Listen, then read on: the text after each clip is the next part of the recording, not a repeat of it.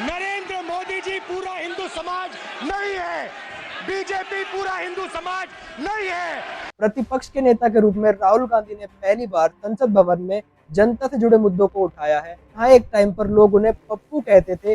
आपके लिए मैं पप्पू हूँ, आपके लिए वहीं आज उनकी इमेज एक जननायक के रूप में बन गई है। भारतीय राष्ट्रीय कांग्रेस ने राहुल गांधी की पब्लिक इमेज को बदलने के लिए एक बहुत बड़ा रीब्रांडिंग शुरू किया है।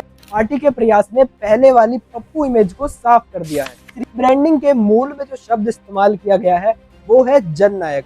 जननायक का मतलब होता है the leader of people. Congress Rahul Gandhi को इस स्पेसिफिक टर्म का इस्तेमाल उनके ट्विटर हैंडल पे कराता है, लेकिन सवाल ये आता है कि ये चीज शुरू कहाँ से हुई। इस सवाल का जवाब जानने के लिए हमें 1970 के बिहार में जाना पड़ेगा, जहाँ पर कर्पूरी ठाकुर बिहार के सामाजिक कार्यकर्ता के रूप में उभरे। समय के साथ ठाकुर ने ओबीसी के बीच में बहुत ज्यादा लोकप्रियता प्राप्त करी और उनका महत्वपूर्ण योगदान ओबीसी के लिए सरकारी नौकरी में 26% रिजर्वेशन लगाना था, जो कि मंडल कमीशन रिपोर्ट के दौरान उनके निधन के बाद लागू किया गया।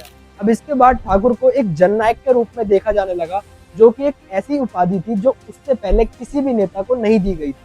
करंट पॉलिटिक्स में जननायक के नाम से राहुल गांधी जाने लगे हैं। जननायक का मतलब होता है जनता का नायक, यानी एक ऐसा इंसान जो जनता की आवाज को ऊपर तक पहुंचाए या फिर उनकी आवाज बनकर सत्ता तक ले जाए। लेकिन यहीं से एक बहुत ही बड़ा सवाल उठता है कि राहुल गांधी को ही जननायक के रूप में क्यों देखा जाने लगा है।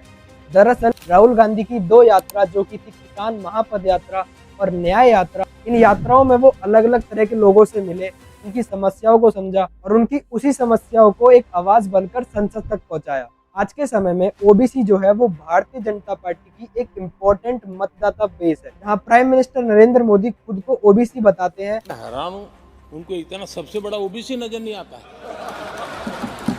इसके अलावा भी उन्होंने हिंदू वोटर्स को हिंदुत्व के बैनर के नीचे एकजुट कर लिया है। बीजेपी के इसी डोमिनेंस को विपक्ष पार्टी को जात पात के नाम पर बांटने की जरूरत थी। कर्पूरी ठाकुर की लेगेसी से प्रेरणा लेकर बिहार ने सबसे पहले जात पात का इनिशिएटिव शुरू किया। अब इसी चीज पर बीजेपी की दो प्रतिक्रिया आती है, जिसमें उन्होंने पहले कर्पूरी ठाकुर को भारत रत्न दे दिया, जिसकी वजह से उन्होंने जो जात पात की जो चीजें थी उसे न्यूट्रलाइज कर दिया, और दूसरा नीतीश कुमार को एनडीए में वापस लौटाना।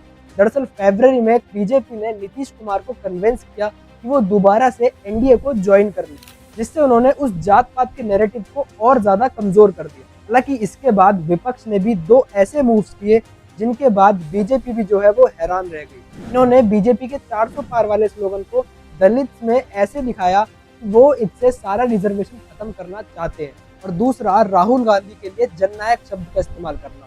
दरअसल नीतीश कुमार के एनडीए ज्वाइन करने के बाद विपक्ष को जात पात का मुद्दा उठाने के लिए कोई भी प्रमुख चेहरा नहीं मिल रहा था। तभी यहाँ पे एंट्री होती है राहुल गांधी की, जिन्हें लोग एज अ जननायक देखने लगे थे। और यहाँ पर कांग्रेस भी यही प्रयास कर रही थी कि राहुल गांधी को कर्पूरी ठाकुर की लेगेसी से प्रेरणा लेकर उन्हें भी लोग कास्ट के नेता के रूप में देखने लगे। ये एक सोची समझी स्ट्रेटेजी थी, जिसमें जो दलित नेता है वो अपना स्थान खो चुके हैं। बहुजन समाज पार्टी का उत्तर प्रदेश में अब इतना रेलेवेंस नहीं है और राष्ट्रीय जनता दल पहले जितना सपोर्ट नहीं कर रही।